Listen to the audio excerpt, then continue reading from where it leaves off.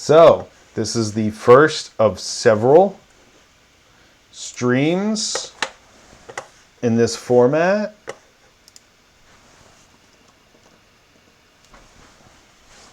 Let me get to my schedule over here. This will start to become a regular feature. I have multiple stream formats planned.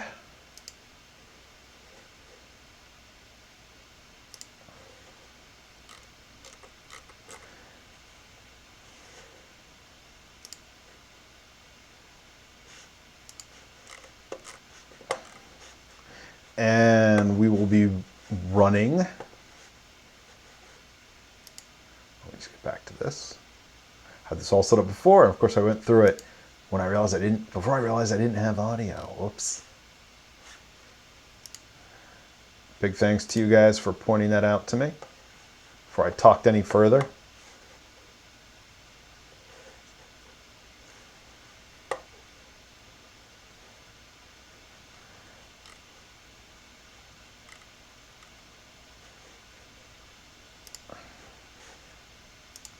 I have my social media links on the site. Let me share that over now.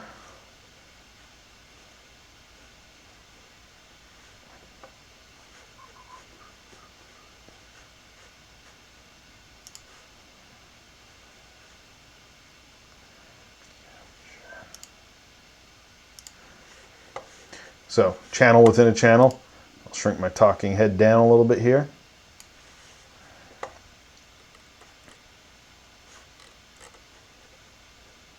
Let's see if I can go to the schedule.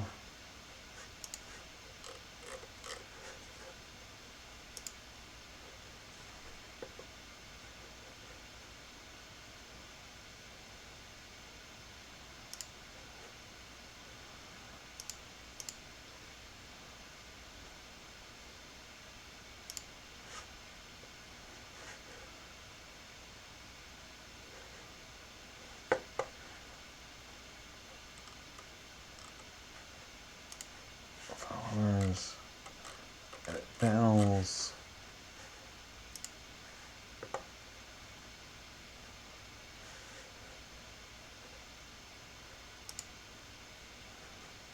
There we go.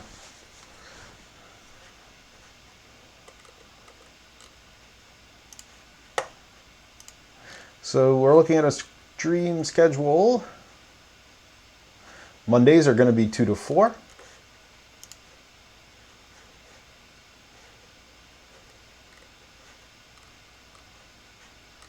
And then, of course, Tuesday will be 11 to 1. Then, of course, on Wednesday night, it's going to be our tavern chat, which is our kind of open RPG chats. And that's where I kind of throw a topic out there. And we usually get about a dozen people in there talking about it. We get more every week, which is really exciting. And that is this week's discussion on tavern chat is going to be magic items. Magic items of all kinds, depending and how they function in different RPG settings, how they function in different systems. Are there too many magic items in your game? Are there too few magic items in your game?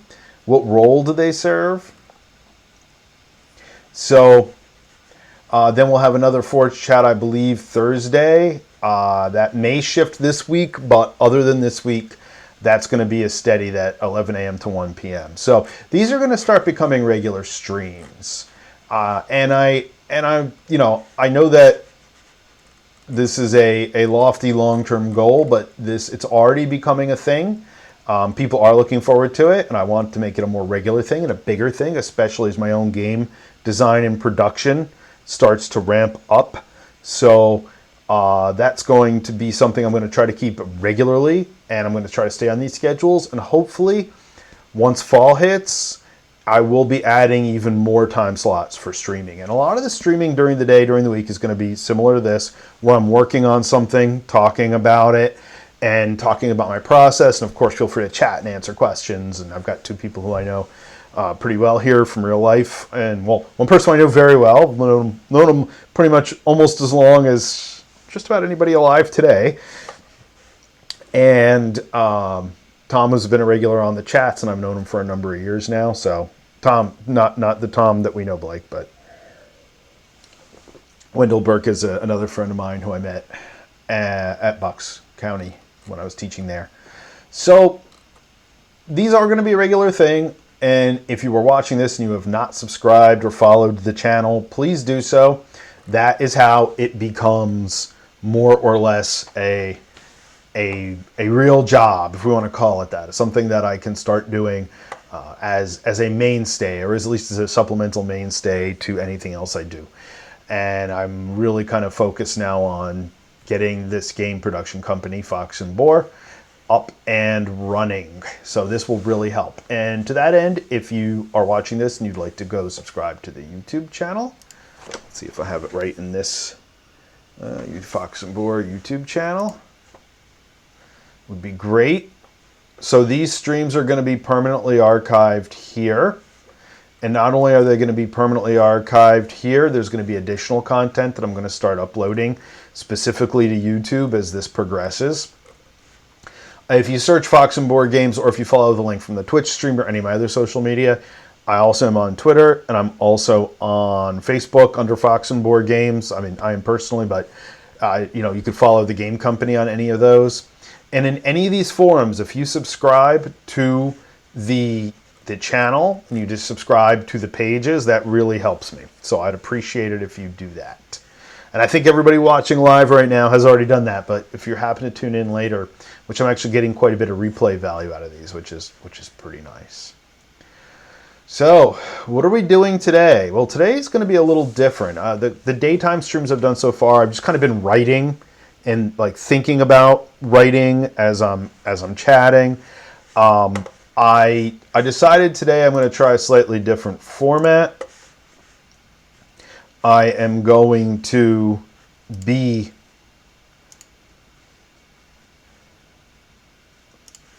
moving over to an additional cam in a little bit, and I'm going to be talking about mapping and map making. I'm going to be sketching out a map more or less real time as we talk.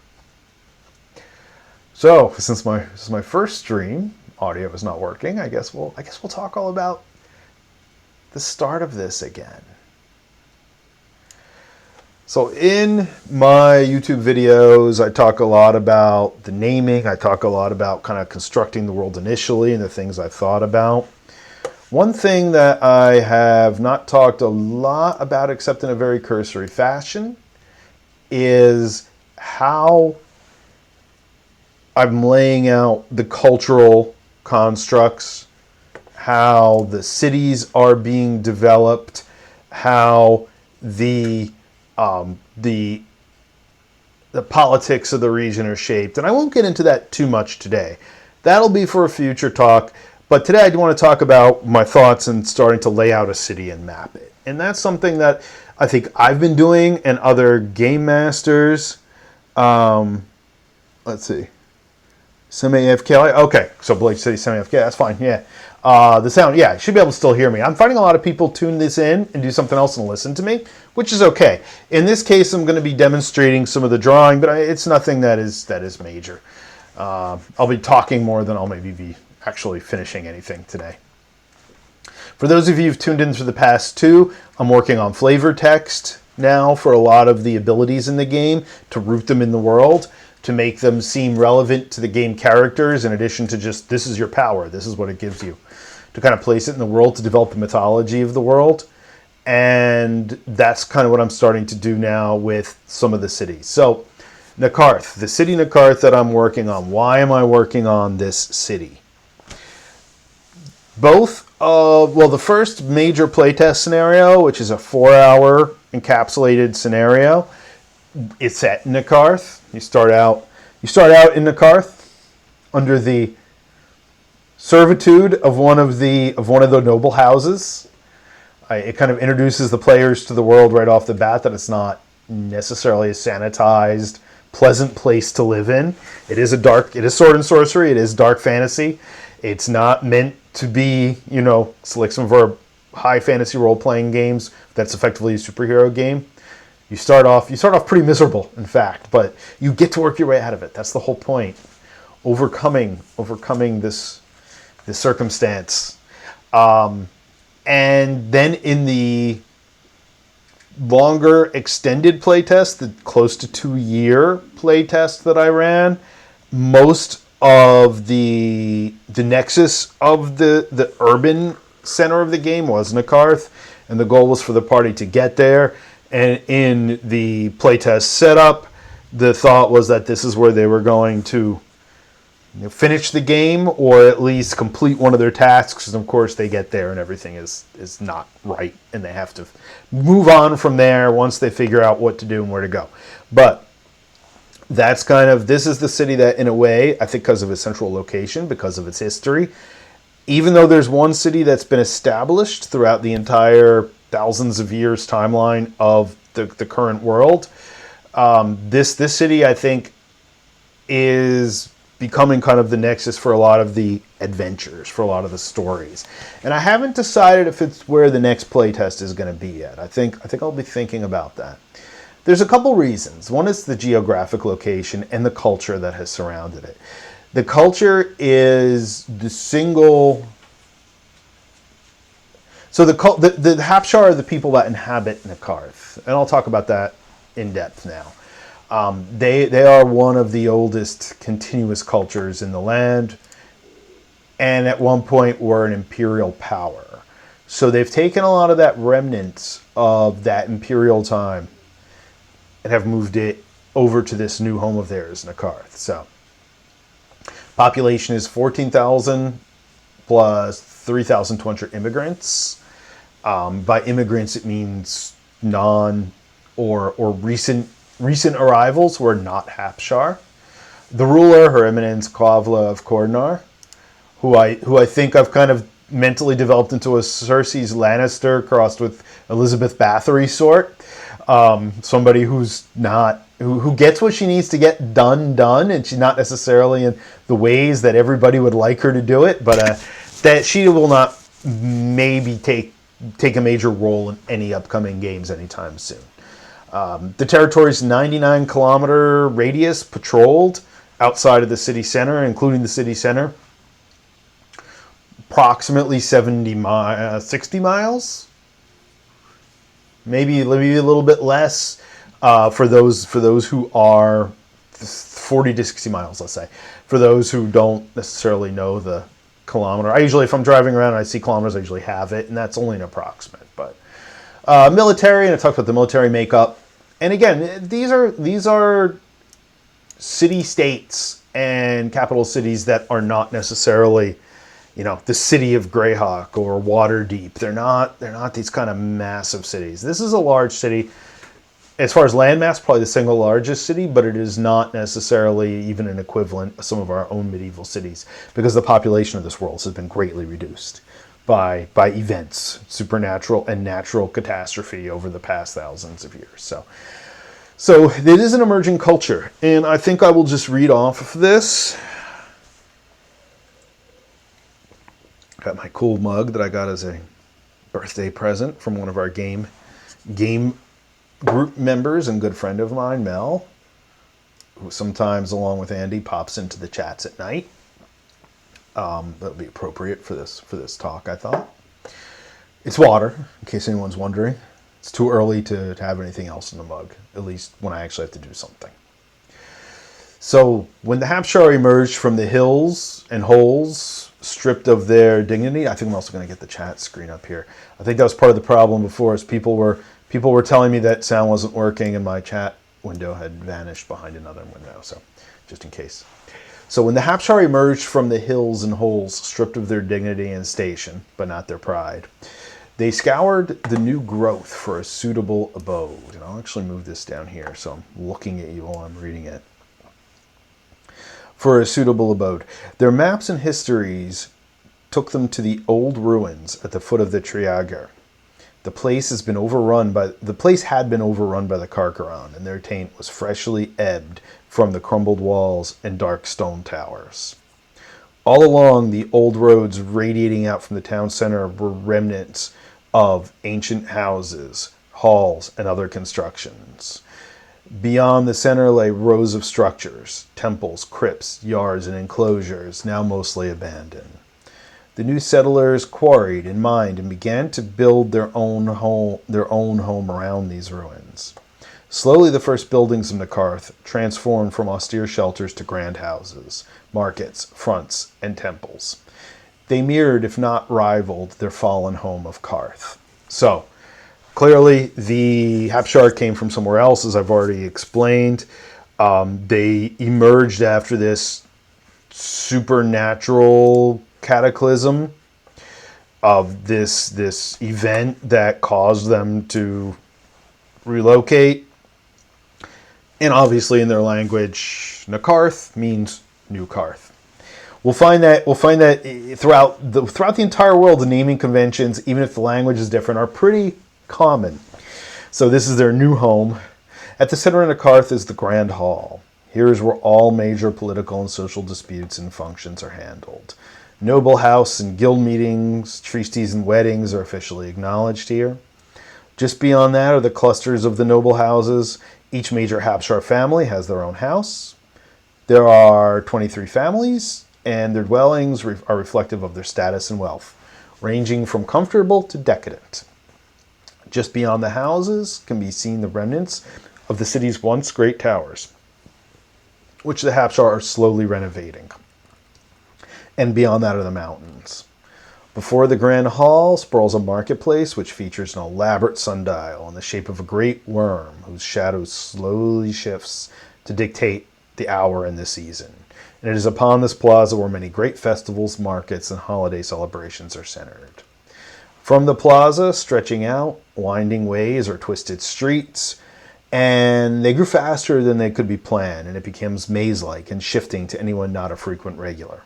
The Hapshar commoners mostly live in clustered townhouses massed against storefronts and other businesses. In all directions, these eventually dwindle to hovels and then to camps.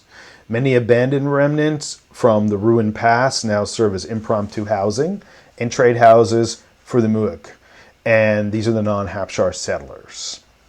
Even more than most, the Hapshar have no reason to let all but the most prestigious Muig live among the wealthy noble houses and businesses. To the north is the Temple District and Holy Square. This is where idols, statues, and temples and offering altars to the Revelry can be found. The Revelry are their deities. If you want a glimpse into that, picture Greek or Roman deities, which are this kind of, combination of idealized people and decadent, anthropomorphic creatures that serve these different functions, representations of human nature, representations of natural forces. So it's very similar.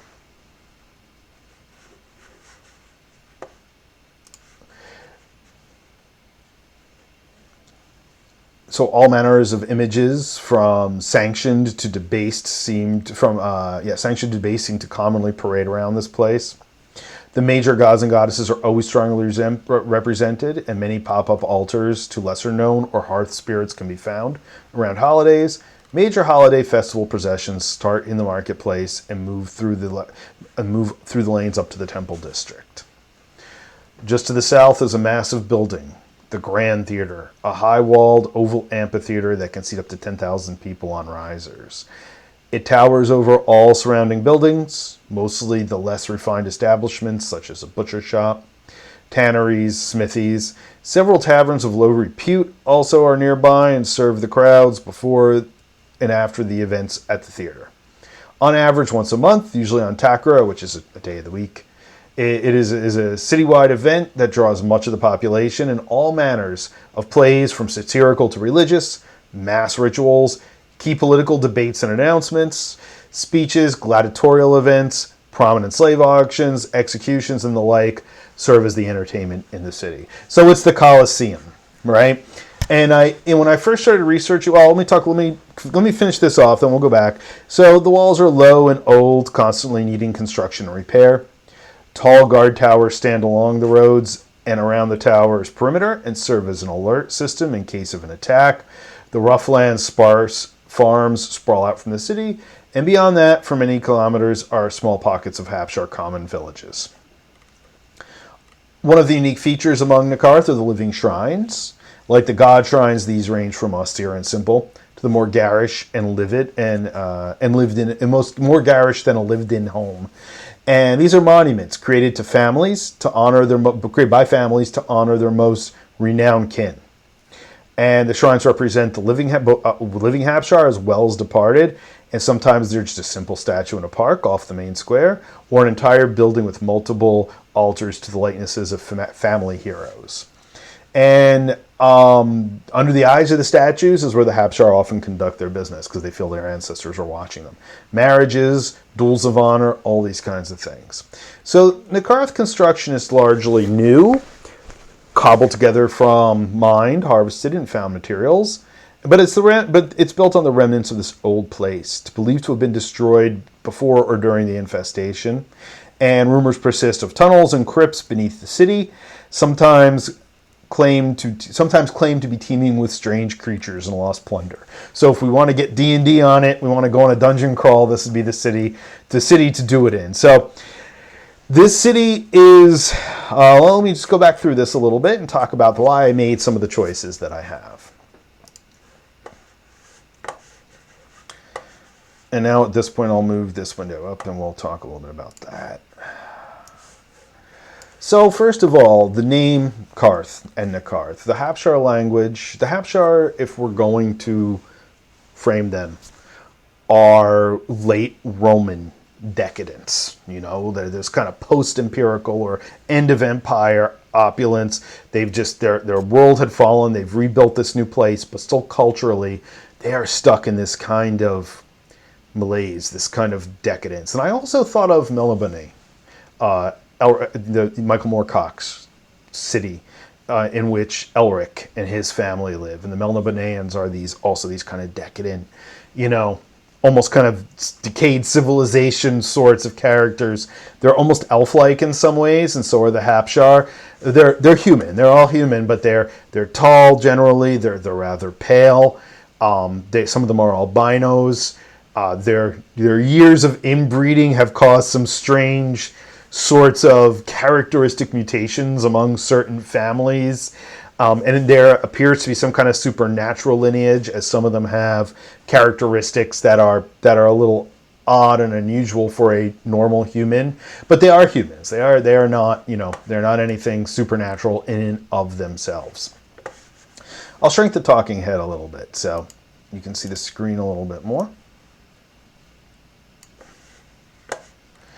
So the language is based loosely on Roman, as it would have been found on the Gaulish, the Germanic, and the British Isles frontiers, where it becomes infused with a local vernacular. The words are somewhat familiar to us because they are rooted in the Roman language. Confused. Yeah, it's about right. Roman language melded with Germanic, and I think that's part of the reason why this, and even a lot of my writings, has ended up becoming more of maybe a center for some of the stories, because I think the culture here is a little more accessible than in the city of Magrelin, which is based more. It's more akin to an Asian subcontinent, Indian subcontinent, South Asian culture, which, while I think it'll be very interesting to explore that, this was a little bit easier. What have the Romans ever done for us? Yeah, that's about right. Well, similarly, it's thought of the Hapshar, actually. So, like I said, there's definite some reference there in terms of the development of this culture and how they're thought of by the rest of the people of this land. They're thought of the dying end Roman, the dying end empire culture. So while they still have military might and commerce, and they've taken over this area now. So this is in the Traeger. It's set in front of the Traeger, which is a set of 3 peaks that I've loosely based on the Alps. So there's copious mining. There are other natural resources there. So naturally, once they settle there and started taking over it, they are considered one of the major trade powers. And they are a pretty formidable military power.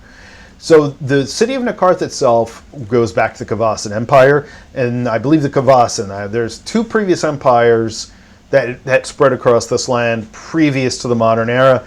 The Kavasan was the more recent, the Aetolian is the more ancient. I think that's why I'd place this as a Kavasan ruin. And that's not even necessarily for this talk and for this story is quite that necessary, but there are these remnants of this place all over, this previous place. And when I was writing it, I was thinking about the layout and this sense of this antiquity. I, of course, thought of Rome, where modern Rome has all this contemporary development over this really ancient, one of the most ancient human civilizations, or remnant civilizations in the world. I thought of a lot of the places I've spent time in Germany, such as in Freiburg and in Freiburg and Munich, where you can walk down the street and you'll go from a McDonald's, which, I don't spend time at McDonald's when I'm there, but you can go from a McDonald's and literally around the corner and there are like Celtic era ruins, a Celtic era ruined wall or a Roman era arch. Wherever Mons I haven't been to, but Mons in Germany, where I have a friend that lives there, and she keeps saying you have to come here because there's just ancient stuff everywhere. So that's how I wanted this to feel.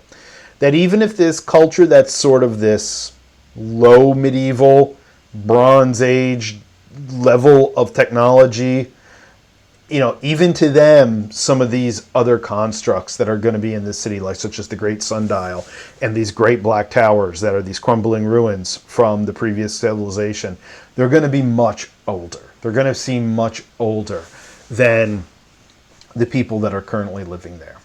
And as far as the layout, I thought of Paris. I thought of Rome. Thinking of Cologne in Germany, where there's this kind of centralized area where everything radiates out from. It is, of all the cultures come with all the human baggage of our real world. They come with classism. They come with xenophobia. They come with cultural or racial stereotypes. So this is not a place where everybody's living together and it's happy and all these other things. They are, in fact, they do segregate the city, and the outsiders, those who are not necessarily Hapshar, do live in areas that are kind of squalorous. And we even see that reflected in modern cities. Every modern city has areas that are considered ghettos of cultural seclusion, where people of a certain type that are of a certain class or certain ethnicity that are then granted this class status. I can move this now. This class status are in fact relegated. And I talk about that when I think of the amphitheater, right? When I think of this Colosseum. And by the way, the Colosseum, when I'm researching it, I was kind of like, 10,000. That seems like might be a lot. Did the ancient Colosseum really hold that much? And then, of course, I realized the ancient Colosseum was huge, massive, And so I'm like, 10,000 was actually what some of the gladiatorial arenas in Roman outposts could hold, So it's interesting when I had to go back and do some research and really realize just how huge some of these structures of the ancient world are. And I've never seen the Colosseum, unfortunately, but rivals our modern stadiums. But around the Colosseum, I talk about this district that is kind of, if you want to call it, the industrial district of this era, right? So obviously it's not industrial in our sense, but it's where the tanneries, it's where the smithies, the butcher shops, all these places that no one really wants to live to are kind of in this industrial park around this arena. But also there is where they have the low-class taverns, where they have the low-class playhouses, where they have brothels and all this kind of stuff that are meant for the people who come in to see these spectacles from all over the city, and indeed all over the rest of the known land. So that's kind of what I was referencing when I was creating this. I was thinking of, and from historic accounts, this is accurate to amphitheaters and theater districts throughout history. That we think of the theater district, that's where the classy people go and see the play. Well, that's kind of just modern Broadway. But if you were in Broadway or off Broadway in the 1980s and 1990s, you also know it was extremely close to some areas that were not necessarily the high class living areas for most of Manhattan at the time. So I think this is a trend, and I tried to follow this trend when I was creating this world, or this part of the world at any rate. Let's see, is there anything else I want to say about the Hapshar? And there's a lot more to say. Again, I have some of the revelry, some of their gods and goddesses and their ancestral trees charted out. I have some of the houses undergoing development. And you kind of realize that, at least to start, this all isn't going to be done in the first version of the game, right? There's the first supplement of the game is the first book of the game is not going to have all the detailed history of every city and every people. That these are probably going to be additional materials, as I tell my students, supplements, add-ons. I talk about the politics here in this document, but the main document that I really will focus on today, while I am looking at the maps, is going to be this map. Oh, nope, that's the chat window. Don't want to get rid of that. So this is kind of an excerpt of the physical description of the place that I wrote before. And where are we at?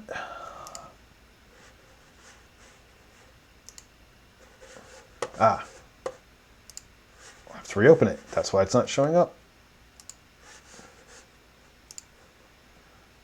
Reason file, NaCarth, there we go. And for work, now I can pop open PDF NaCarth. There we go. So this is the main document I've been working with. I'll just put it up there, just so that you can follow. You probably won't be able to follow along too much once I get the other cam going. So I have to start thinking about, how am I going to lay this city out? And obviously, for all the cities, I have already visualized and realized more or less the basics of the layout. But I haven't really started creating maps beyond the one or two encounter locations that were important for the various scenarios that I've already run. So let's take a look at that. Let's see how the light is. I'm going to have to throw the other light on. So here's my reveal. That's a little bit dark. So this is one of my sketchbooks. I mean, most people don't know most of my academic training is actually in the visual arts, which have become an augmentation for all of the rest of this. I guess we'll throw this light on. Since I started working on this, setting this up almost 2 hours ago now, the light has, of course, shifted down here. So we'll see how this goes.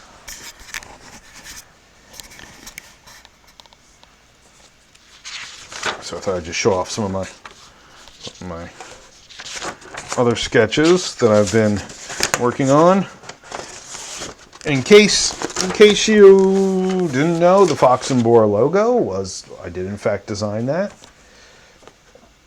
I of course use a lot of references, but so we want to start thinking about NaCarth, right? Well, the first thing I usually do when I start mapping, I do it all by hand to start, by the way. I will eventually create a digital rendition of this. You don't want to know how old that pencil set is. I'll bet that pencil set is pretty ancient right about now.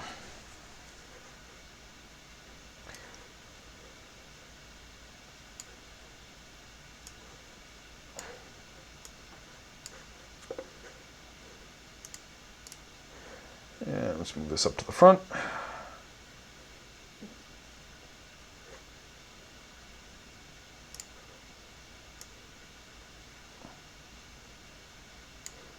Try to keep the chat window there. Oh, here's Jeff. Hey, how's it going? Jeff or Joseph. Jeff is the artist for Tales of the Harrowed Land, or one of the artists. He did some of the... All right, well, since he's here, thanks for the logo. Thanks for the logo compliment. Being a I would consider highly sophisticated artist. And Wendell, Tom's an artist too, and he is looking into possibly offering some artwork as well. Since you're here, let me shout out to you. I'll shut my additional screen off and go to work. Do you have your own website, or are you just on social media, Jeff? I should know that, but I guess I'll just look it up. Yes, you have your own website. So,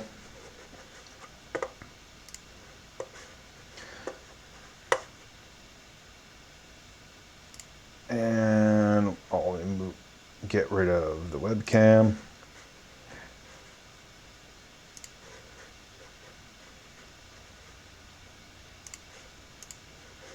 Show some of the art off here. Yep. Yeah, no problem.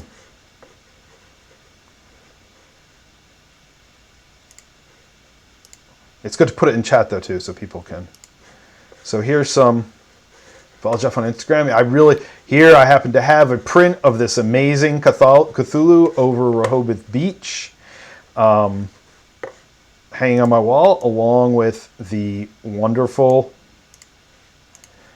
illustration of Robert Johnson, one of my favorite blues players, and the reason why I even know as much of the little bit of guitar that I do is to learn some Delta blues. So here's his site. Thanks for popping on. I know nights are a little difficult for somebody, days are difficult for somebody. So here's all about. Oh, hey, look, there's a section called Tales of the Harrowed Land. So here are some of the illustrations he's done for this game so far.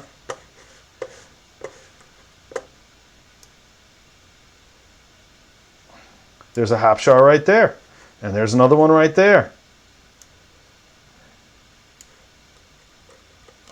So I encourage you to go over to this site and take a look at it.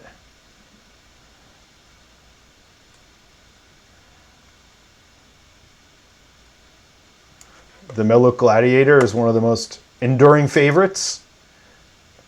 She's completely badass looking. She should be. So this is the landscape, and here is a cityscape, which I think is probably Magrelin.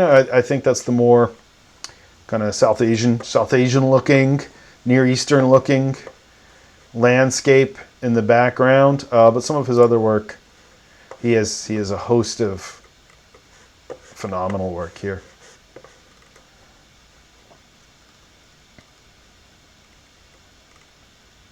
I didn't know you had a cool Le Fille Verte there. We have one Absinthe Fairy poster hanging in the kitchen. Might have to acquire another one now. So the more art. His work does appear publicly.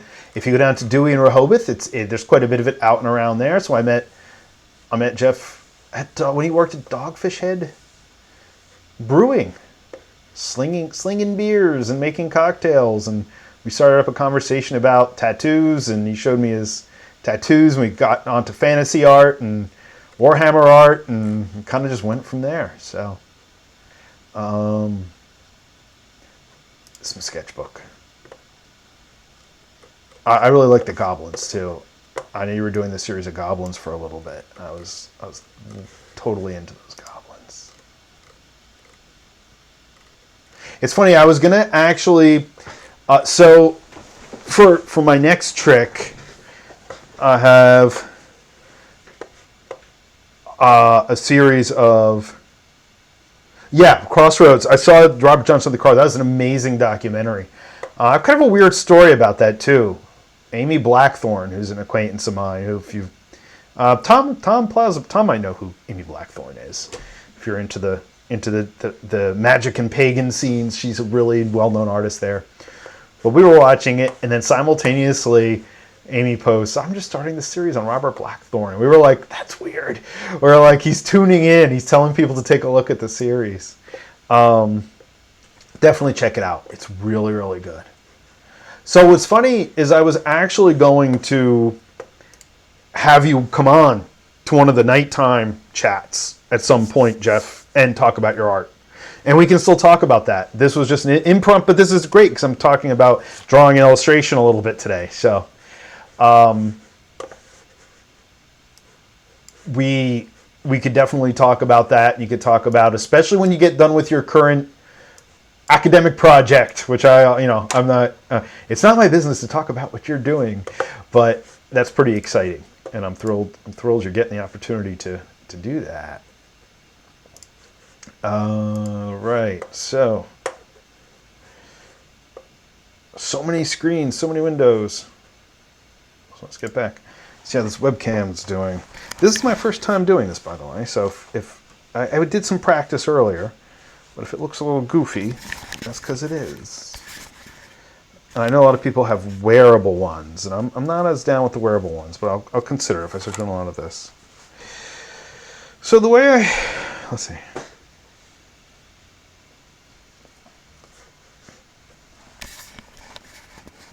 Oh, good. So it's already underway. Yeah, good. No, I'm sure you are learning a lot. That's amazing.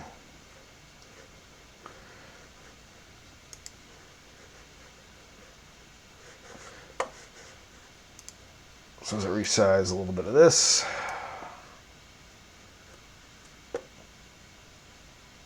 And I'll leave a little bit of the text visible in case I reference it while I'm talking. Not that you can see it really well anyway. Get the chat window up to the top, because as we know, the group input is really part of why I'm doing this.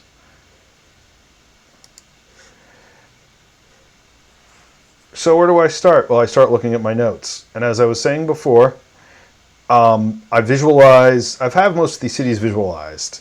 I kind of have this idea of what they should look like, what the layouts are going to look like. And again, I base these off of real world examples. So, the discussion is always, you start with the boundaries or you start from the center and you work out.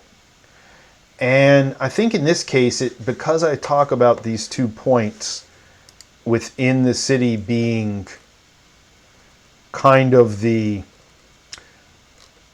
loci of the culture of the cities, I think I should start in the center. So, I don't know. But these are all loose sketches. Like I said, I do this all by hand. So my end goal will be probably to digitize these, to do them on a tablet. I have both the drawing tablet that'll go into the MacBook. Thanks, Blake, by the way. He sent that to me a number of years ago.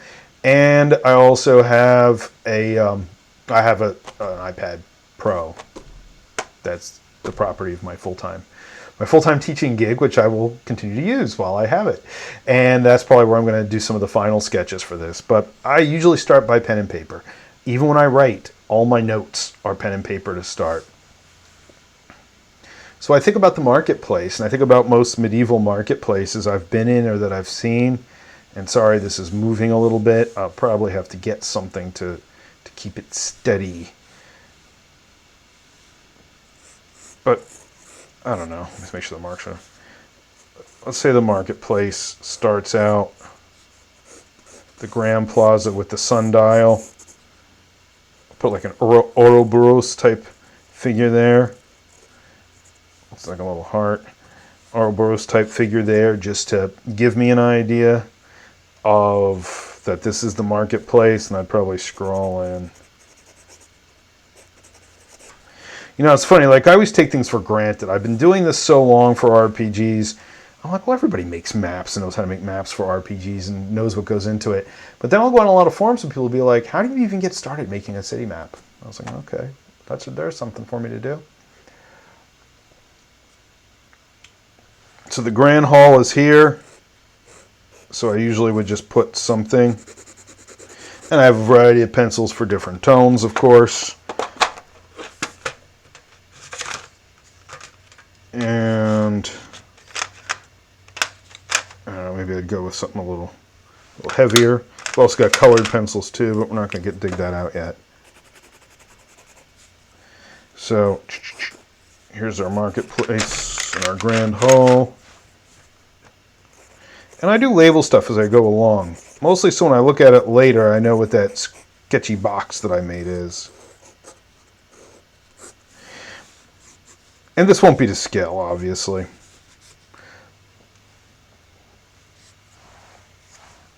And I'm taking a break from, well, I'm still writing some of the flavor text, but I said take a break and just do some mapping today. Because I felt like I was getting to the point that I have to start. People have asked me what's the next step in this game, and I said fleshing out the cultures and the cities and the inhabited areas in such a way that is more defined than just, oh, John knows where everything is and what everything looks like. In fact, I should probably have a really nice pen I was going to bring down here and use to label everything, and it's upstairs. But there's the market. So then I say, outside of this are the noble houses. So I'm not going to decide which of the noble houses is where yet. I mean, and as I say in the description, they go from, kind of comfortable, let's say a modern American, McMansion, if we want to say that, probably that scale, to out and out palatial. I mean, some of these are going to be palaces. So yeah, and there are 23 of them, and I'm not necessarily going to draw all 23 right now, but this is just the start.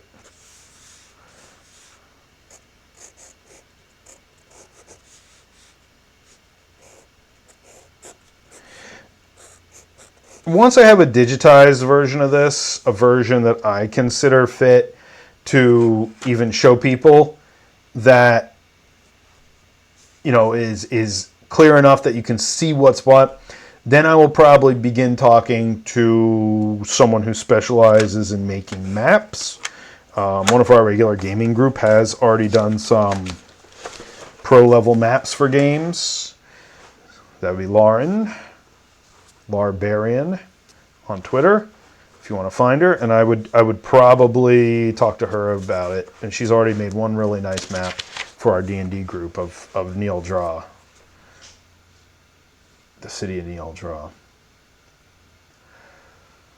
So from the plaza and the main houses stretch out twisting streets. So I started thinking about that. And, and by the way, if you've ever done any of this, you could be pretty confident that this is not going to be the last version of this.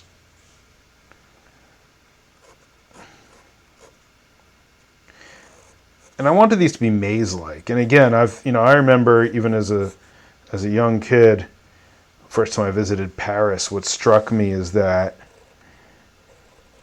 once you get out of one of the main landmark areas in some of the newer construction, by newer I mean 1800s, late 1800s, really the city streets are they literally are mazes. So that's what I'm thinking about as I'm doing this. And again, now I can even switch to a different color. If I want to make that easier to define, easier to see. Get out the old color pencils, which several people on here are artists, and they are quite familiar with these creatures.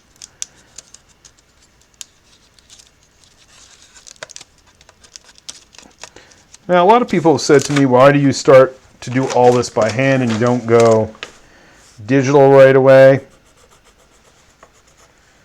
Quite honestly, I think there's definitely a tactile difference, a kinetic difference, like when you, and I don't know, maybe the artists here can talk about this. When you work on pen and paper, at least for the initial thoughts and plans and sketches, I mean, I do believe that there is something that happens. I believe your brain does something. Character of the city, yeah. So again, my chat isn't always refreshing. That's part of what happened earlier.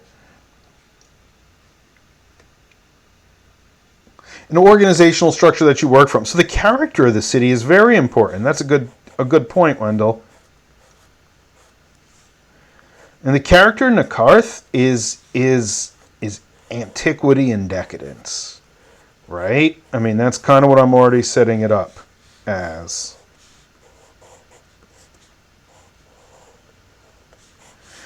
And again, in any finished form, I really got to get a stationary camera. In any finished form, this is going to be much more defined. I guess I thought a little bit about Lankmar too when I was making the descriptions for this, at least in terms of the fact that the city itself, and I think that's a characteristic of sword and sorcery, that cities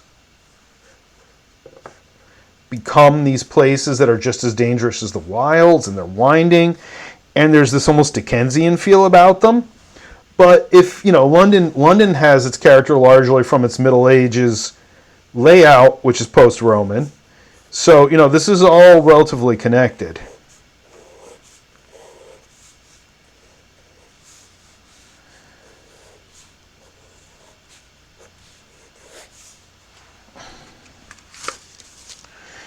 And by the way, I'm accelerating this a little bit in my head because I'm doing this live. But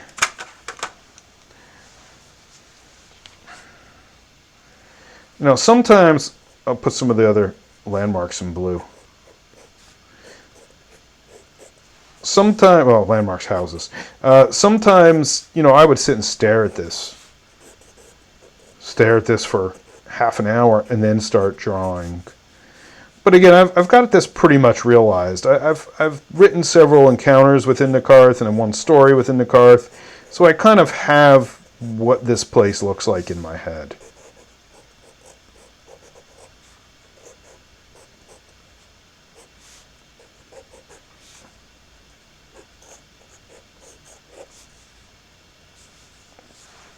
So maybe I'll define the Grand Hall, since that's one of the defining features around the square.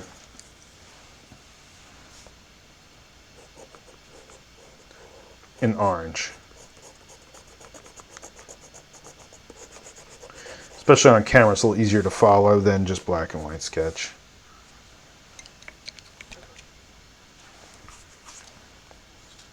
Then maybe the boundaries of the square I'll also do in orange, but I'll just do something like this.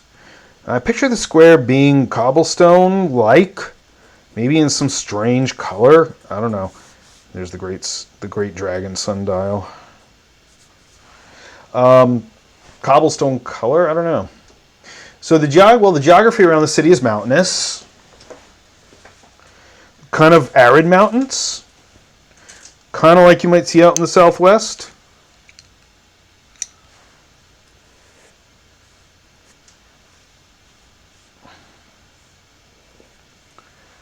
So let's see. From the plaza stretches out winding and twisted streets. Here they are.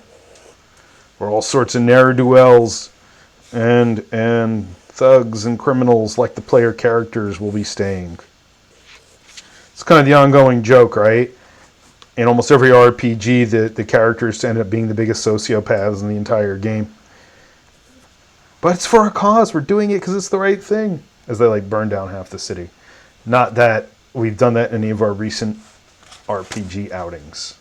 Either that I've run or played in.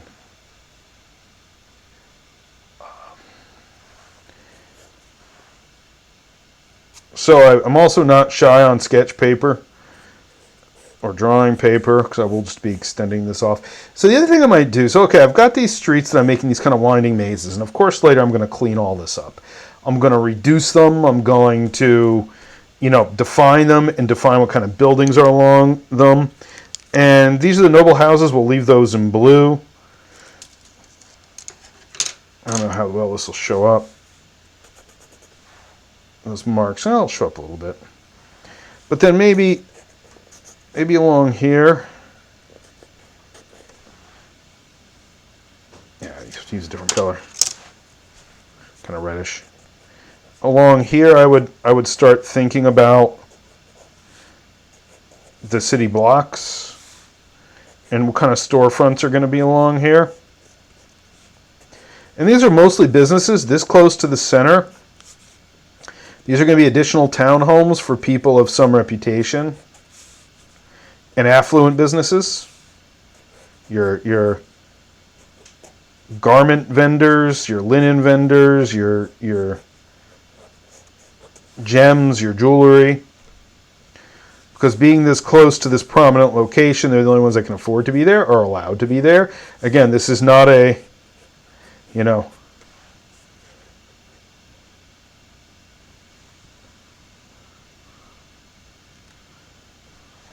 yeah, pen and paper. I think about it more when I'm doing it.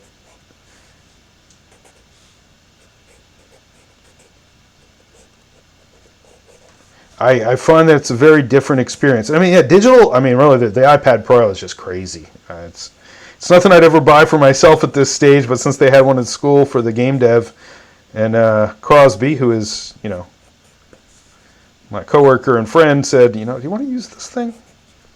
Why, yes, I do. It's amazing. I didn't invest in Procreate yet, but I know a lot of students are using Procreate and they're doing really cool stuff on it. I'm kind of old school. I still do a lot of Photoshop in a tablet. In fact, some of the original Blight Realms maps of the land of Haros, let's put a big city block here, big town home there. I also find I remember what I do on pen and paper more than digital, and I think that's part of the kinetic process. Now, mind you, I know people that work all digital, and they're great.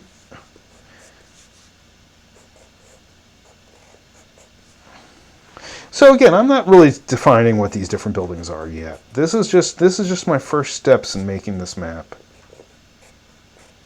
Hopefully, maybe months from now, I'll go back to this video and be like, in this video, I showed you what it looked like then, and this is what it looks like now. And I'm going to be, so there's 3 major cities. 4-ish. 3 cities, as we would think of them, even in terms of the ancient world.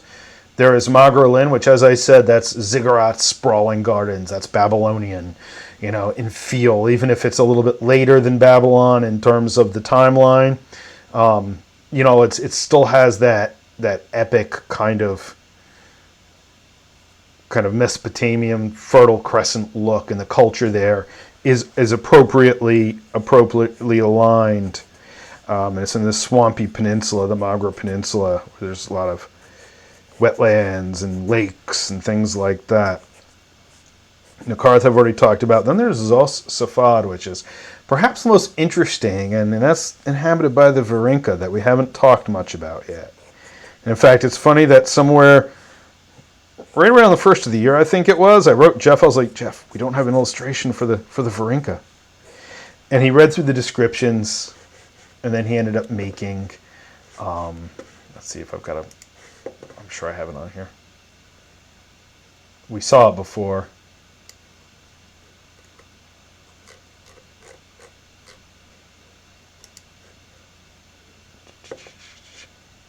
Art, playtest characters.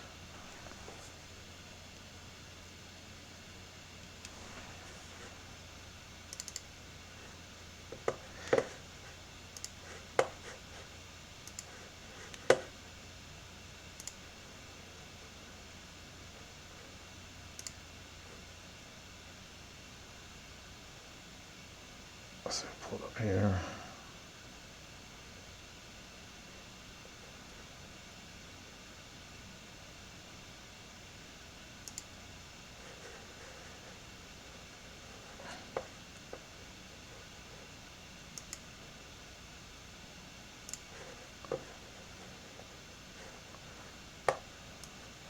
So we ended up making this illustration. Too many windows open.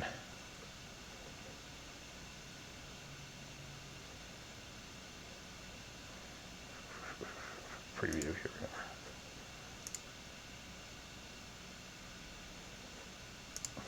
So we ended up making this illustration here. And they are a culture which inhabits yog-sothoth, and it's this kind of Wasteland. Do I always work with beginning with drawings for things like planning a city? Yeah, usually. Yeah, for the city planning, I mean, I have my written description, so I have it kind of visualized there. But I usually start with sketching, hand sketching. That's usually how I go. Maps to me are very important. I talk about that in the one YouTube video where I talk about mapping. To me, the map almost kind of makes it real. It almost forces me to fully conceptualize it, and the best way for me to do that is by starting to draw it. And I can write about it all day, but until I get the layout going. So the Varinka are inhabiting the city Yog-sothoth, and they are a remnant culture related to the Meluk, who came into this city after a holy man found a relic in the ruins on the plains. And they now inhabit this place where there's this rumor that there's something aware, alive, sentient, somewhere within the city that they, I won't say worship, but that is ingrained into the Varinka culture. And they're the best sorcerers in the land. But no one likes them or trusts them. And Jeff read through this description, and he illustrated this. And I said, do you know what it looks like? It looks like one of the Skeksis from Dark Crystal. And he said that was one of my references. And it's great because when I was creating their culture and their costuming, that's actually what was in my head. And it was just this perfect combination. When I saw the picture, I'm like, yeah, that's them. And that's kind of, let's see. I have checked out Cartographers Guild. I definitely will. So yeah, we both were totally on the same wavelength when he read the description, picturing these kind of strange, kind of almost not animal-like, but they have these features that I describe as almost reptilian and bird-like, and something has definitely gone wrong with the Varinka. That's not even a secret. That's not a secret in the game. It's not a secret in the land. But there's something in the city that is corrupted. So part of the story of the game is magicians have to deal with corruption, and people that go far too deep into using power deal with corruption, and so they're pretty corrupt. But so there's also Yog-sothoth. Then there's also Sauerkathar, which Sauerkathar I touched on a little bit. It was the kind of the end point of the last playtest campaign. And it's kind of a bandit city, if we want to call it that. It's new. It's the only really new construction. It's a timber city. And it is up in the forested mountains to the north. That's kind of on the border of the kingdom. And it is probably the closest, like if you were to visualize it, to what most people would think of. Why does it keep jumping to chat? That's really annoying. It did that to me before. There we go. Most people would think of as a fantasy town in terms of the look and the feel. And that's not to say that it adheres to a lot of the tropes of the fantasy town, because it still is a unique culture. But those are the four kind of main population centers on this relatively small geographic area. Again, I kept this geographic area small so I could go deep with it instead of trying to build this entire landmass to start. So, go back to my description here.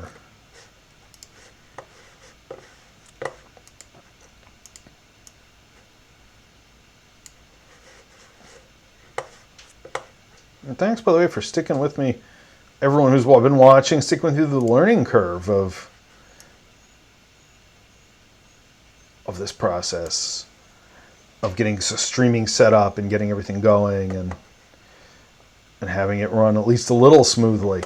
Not talking for 20 minutes without sound like I did earlier. Oops.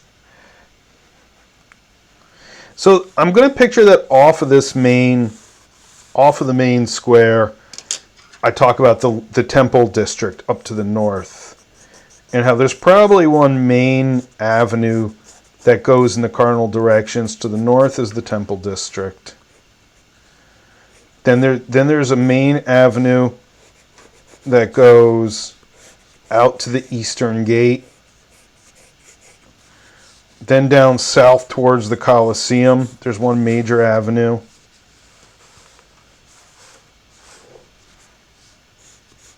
I have three things moving. I have the cam moving, I have the talent moving, I have my desk here moving.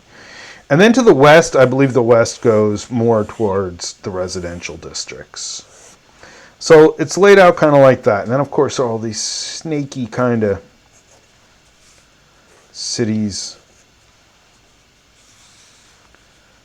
or I'm sorry, streets and lanes with these houses that line it. Yeah, Cartographers Guild has some great stuff. And, you know, I love map making. I don't think it's necessary. I think the conceptualization of the map is is a strength that I have, along with my writing. But I mean, I don't think the drawing of the map. Again, when I see some people that just draw maps, I sit there and go, "Wow." That's why I'm going to get someone to draw the final maps, because I could do it, but the time it's going to take them. Like even the map that Lauren made of the map, she's made several games. She's working on a map for Mark Reinhagen's New Worlds, or the world that he's involved in. Reinhagen, the creator of Vampire the Masquerade, or the popularizer of Vampire the Masquerade. He was a creator. Like everything else, though, there are a lot of people working on it, but he is not established to be the creator. And her maps are wonderful. And she'll be like, if the Neil Draw map that she made, she's like, yeah, I did it here and there. It didn't take me that long. I'm like, you know, I guess it's like when people look at things I write or my photography or something that I've spent a lot of time in, they're kind of like, wow, you just like did that? I'm like, well, I've been doing it a long time. You know, it's not magic. It's a ridiculous amount of practice, as the artists here can testify.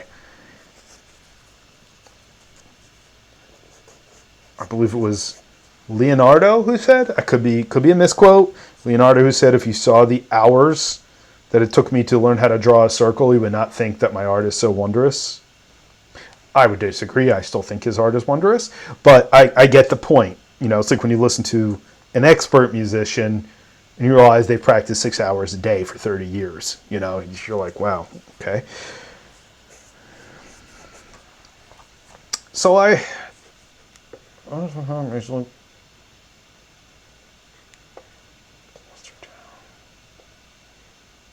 So I would say this is probably kind of, I mean, obviously this would probably extend out with more detail.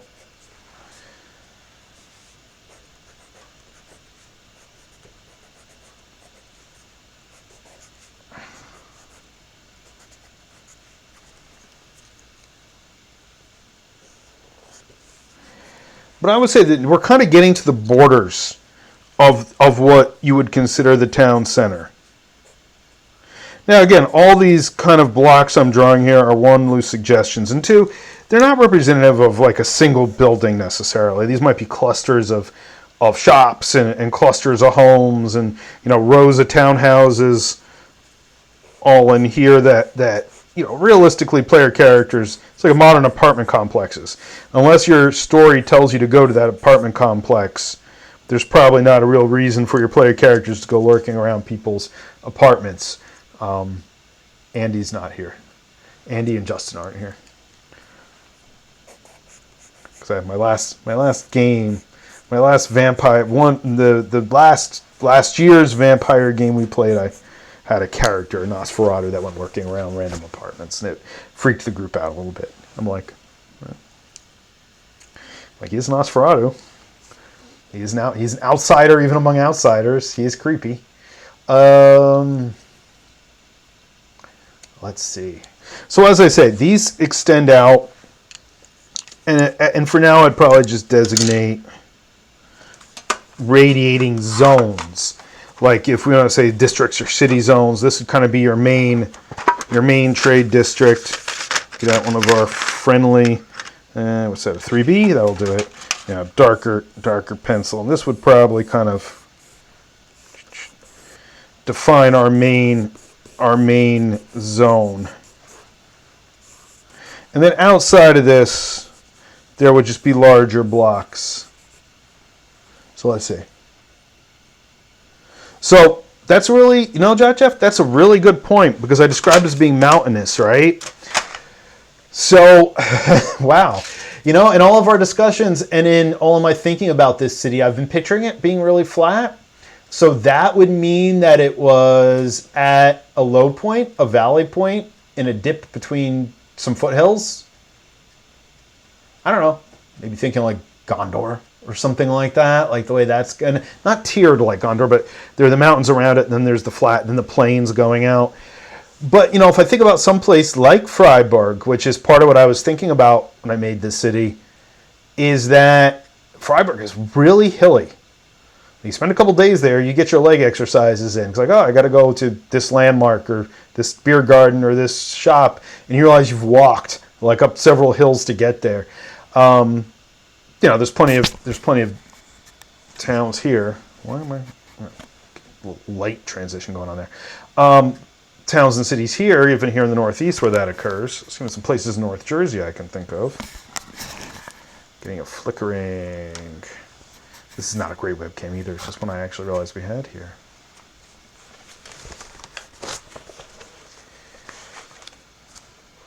I hope it's not dying on me.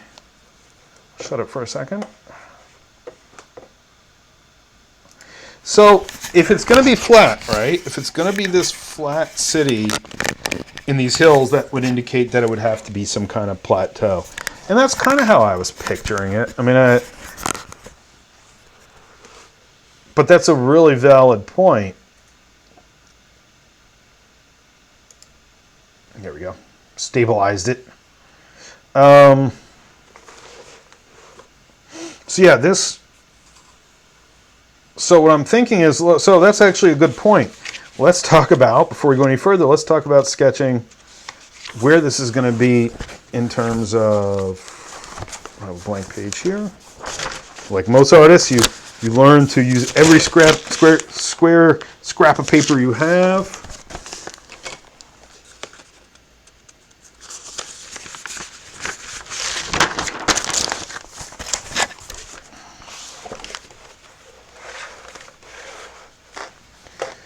So let me pull up the actual map of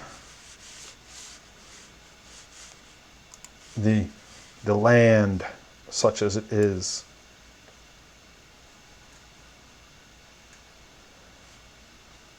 Cleverly hidden in the folder called Maps.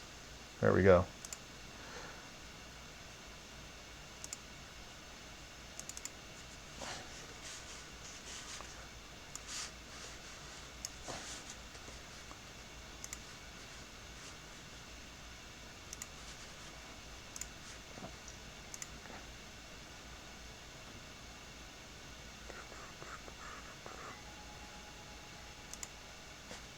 Getting a little more fluid with this.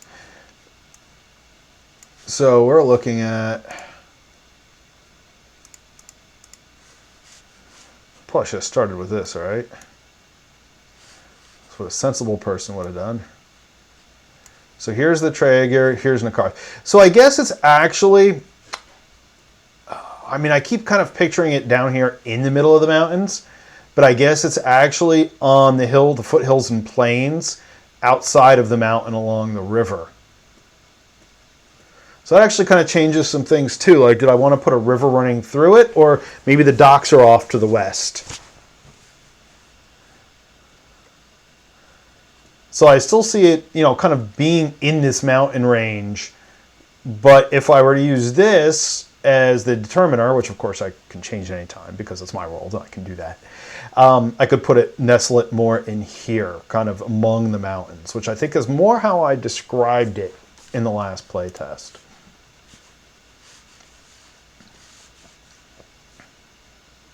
So given that, like if I just want to make a starting sketch for it now,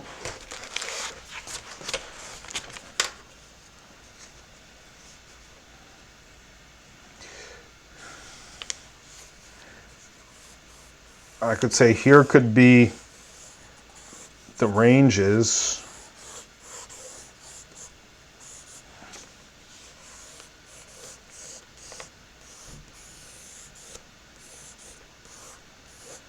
And then some foothills here, with the river coming from this direction.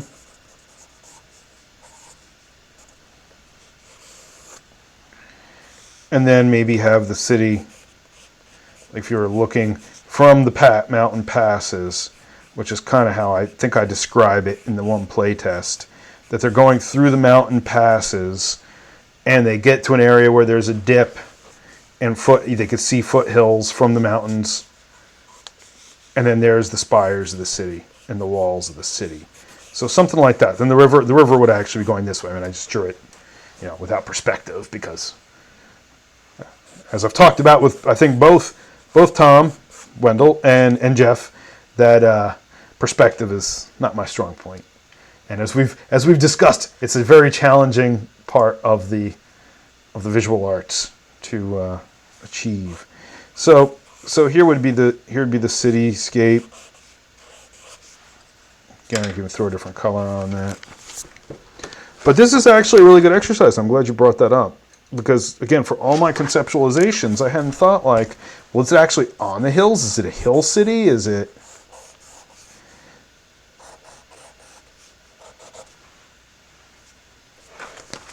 Of course, I don't have a pencil sharpener handy.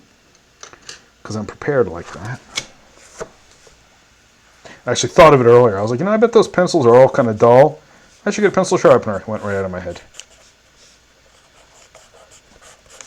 And then these would be the mountains here, as if you were going to be looking out. It would be on kind of a planar area, maybe a valley type area. I'd originally kind of pictured it.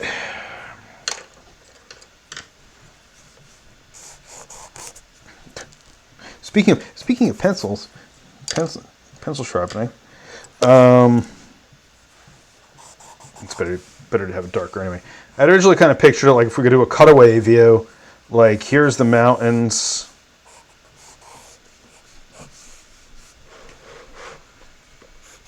Here's the mountains like this. Here's the river that comes through them. And then if a cutaway view, maybe there's one part of a mountain that is kind of slightly elevated off the valley floor. I don't know. I'll play around with that.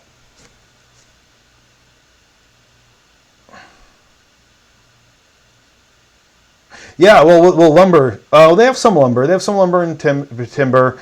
I do have an economic and a trade breakdown set up for the city, but I haven't really gone deep into that. But that is something to consider too, and it does make up the character of the city, right? It's very gem rich and mineral and ore rich area. They've got some of the river, some of the fishing. I can't remember if I set the docks to the north. I think I set them to the north in the playtest. But it makes almost more sense now if maybe the west goes out to the docks.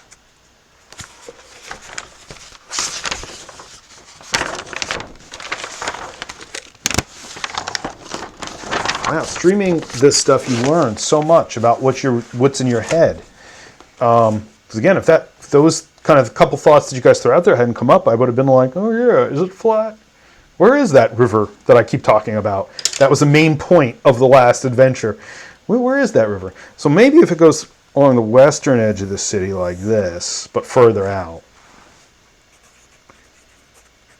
it would make sense because that'd be the district, that'd be the part of town that is not quite as savory either. So there's our main center. Just to kind of give an overall layout of the city. Let's go back to that 3B pencil. So if here's that center that I just drew, right? And here's the Grand Hall and the plaza. And then to the north is the temple area. I think maybe I had set the docks. I don't know if Blake's, I know he's been AFK, he's been on and off, but take a quick look back at the scenario. Not like I don't have all the documents right here on my hard drive. Let's see, Musketeer Ace, and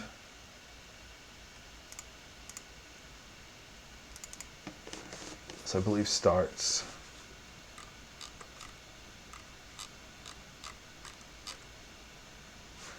It's in the previous chapter.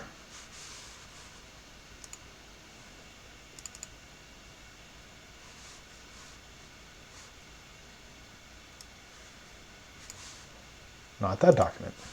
It'll of course be the last document that I look. All right.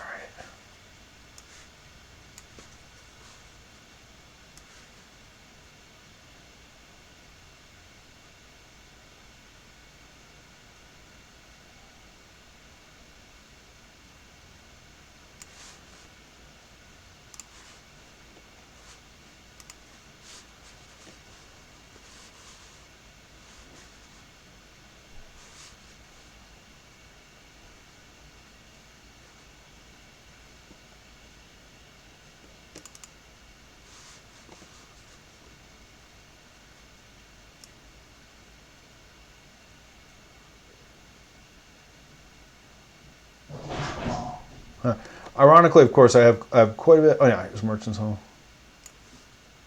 Yeah, all right. Here's where I talk about it. So let's see if where I put the docs. Yeah, I didn't really specify. I think we just kind of determined where the docs were, or it didn't become a really focal point of discussion. So I think I can arbitrarily say the docs are off to the west.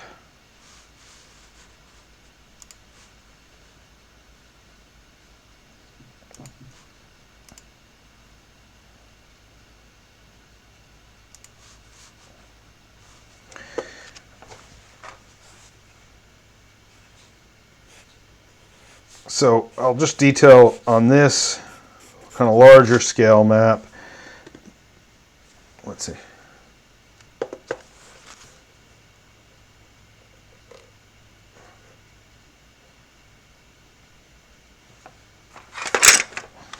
Yeah, I mean, that's kind of how I've been approaching this particular write-up.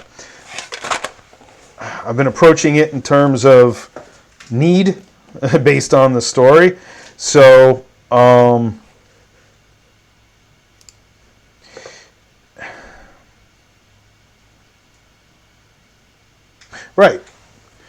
and the trade, what trade emphasis there is completely reflects on how the culture develops. So I'd say probably somewhere down here is the Colosseum, the amphitheater. Put that in red. Uh-oh. I'm about to get cat bombed. That's why people really tune in. The cat bombings. There's a cat creeping over from off camera. And there's a cat about to creep on camera. Hi. So that would be the Colosseum. And then there's this kind of district around it.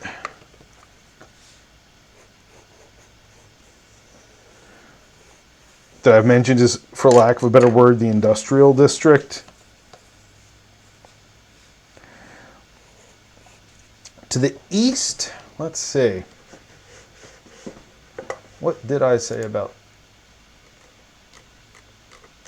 NaCarth to the east? I don't think I really did.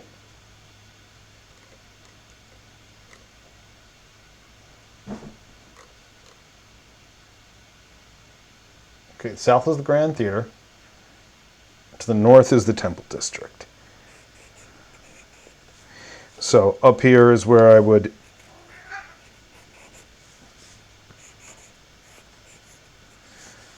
kind of dictate this, the Temple District, write that up and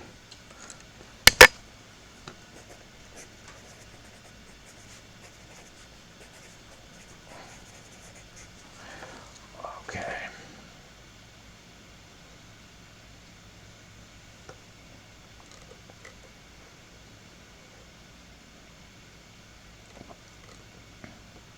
So the one characteristic of NaCarth are the old remnant towers, the black spires, that are, there's a whole thematic reference to those too, but that gets deeper into the world building.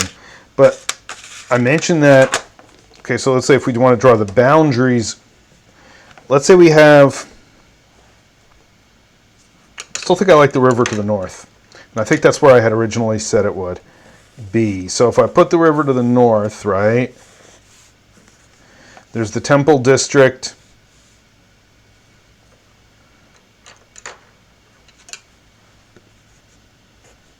There's kind of low walls surrounding the entire city.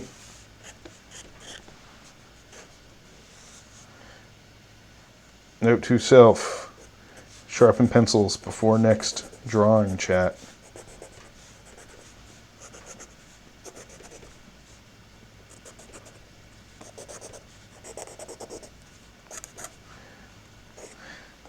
Talk about sabotaging yourself. It's funny though, I'm not being sabotaged by the technology, I'm being sabotaged by the primitive technologies. So let's say the river comes down this way, but let's say the docks are up here.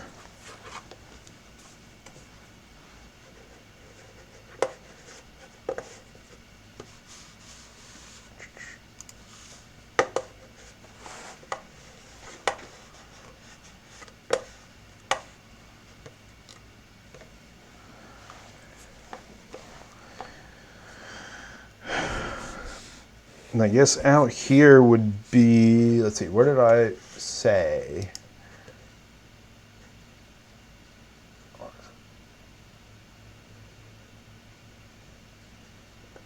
I say pretty much like all the outskirts closest to the walls are where the Muig, the kind of the non-Hapshar settlements are. I don't think I declared an actual non-Hapshar district, but I would assume that out towards here, at the end of all the avenues, particularly to the south,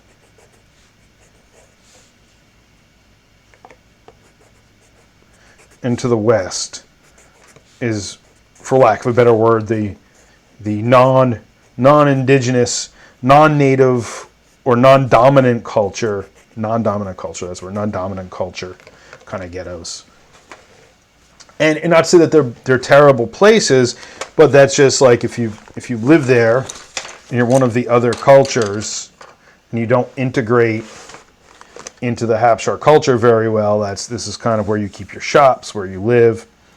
You know, it's in modern America, it would be the Latino quarters, the barrios, or little Korea, or, you know, little Istanbul, or whatever. And there's nothing derogatory about any of that, simply that's just where people of particular ethnicities that aren't the dominant culture would congregate. I believe out to the west, now this is where the main roads out of town to the plains lead.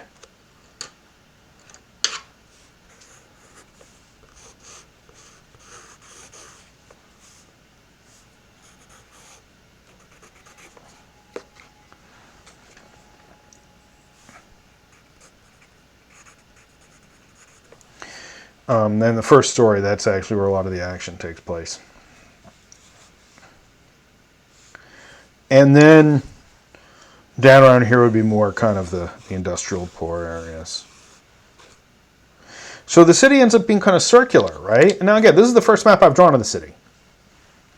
This is real time, getting feedback and getting interesting input that's making me think about why I'm making certain choices. And you can have this stuff in your head for for years, right?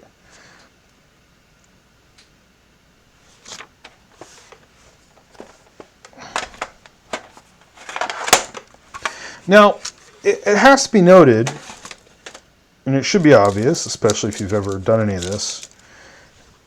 Here's some of the black spires. I always pictured one kind of being up in this area, then like maybe the crumbling ruins of one over here.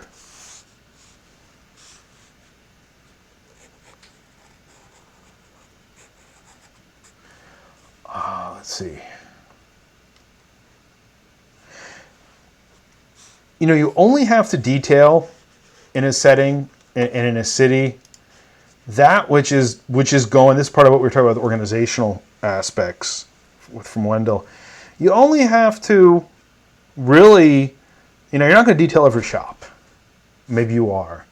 Think of the early D&D supplements like City of Greyhawk and Waterdeep, where literally like 90% of the map had some.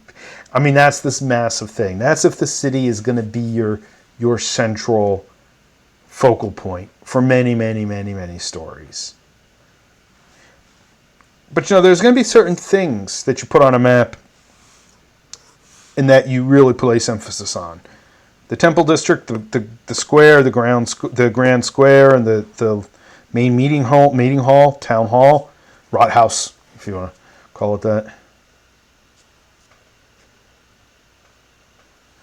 The Black Spires, which are these kind of remnant, some of the old arches and walls that you use to designate maybe interesting things. Like in another town, I have an old imperial, fallen in the imperial ruins of a playhouse that's converted to a tavern in another town. So that's kind of interesting. Then you have the amphitheater, of course. That's a major feature. So you're only going to really focus on what's extremely important, at least to start. Then maybe you're going to dig in, at some point, and where I put the blow up of. I put the blow up of the meeting hall, right? Meeting hall and the square. Then maybe some of this would be detailed, because that's where kind of your main affluent shops, where your things of interest maybe to adventurers, to more than average people. Once you start getting out towards this level of mapping, there's thousands of people living out here, each with their own interesting lives or non-interesting lives, and the average adventurer does not interact with any of those, right? The average story does not intersect with any of those. Now, if you were to obviously say take one little block here where some sort of there's a meetup where the players have to meet someone, and then there's a possible threat, then of course you would go and map that out and make that a larger blown up area. This is just kind of an intro. This is two things. Today's chat was just a way to test this format, to maybe start looking at doing some more of the hands-on stuff as part of a stream too. And I think I like the way it's going. I have to practice with it a little bit. But it's, of course, a very sketch level, idea generation level. And for me, making maps is also idea generation. Like as soon as you start putting things on a map, you start being able to fill it in. You start being able to think, well, all right, well, what if there's historically this really interesting park and fountain right here, right? What makes it historical and interesting? What part could it play in a story? And as soon as you start putting things on a map, they start to become more real, more tangible. But I think we're going to leave it there for today's stream. It's actually a little bit shorter than I intended, because our first stream got cut short because of the audio problems. But I think I'm going to continue tomorrow. I don't know if I'm going to continue with this or with writing, but I'll be on again at 11 a.m. tomorrow for a little bit. Then, of course, Wednesday night with Tavern Chat on magic items, discussing magic items broadly in RPGs, not just in this world or my own work, but magic items. So, as always, thanks a lot, guys, for stopping in. Guys, I'm sorry I use that generically. I know that's not how I should be doing it. Yeah, I will definitely send some pics when the sketches start to take form. I'll probably be doing them here. It's great having you, Jeff. Great having you, Wendell. Good having you, Blake. I think there were a couple lurkers who didn't talk, and that's okay too. That's great. I know some people just want to watch and listen, and people will listen and watch later. As usual, if you have not, please follow this channel. I think everyone who's on here probably is. Go drop by, follow the YouTube feed, subscribe to the YouTube channel, jump on the social media. I think almost everybody here is again. But it was great seeing you guys, and hopefully I'll see everybody again in the coming weeks. Thank you. Thanks for coming by. I'm not even being cheesy or exaggerating when I'm saying I wouldn't be doing this without people tuning in and interacting, because that's part of what's interesting. Like your questions already made me think, oh yeah, I didn't think about that, which is great. So, all right, I'll see y'all later. Maybe Sesame tomorrow or later in the week. Have a good one.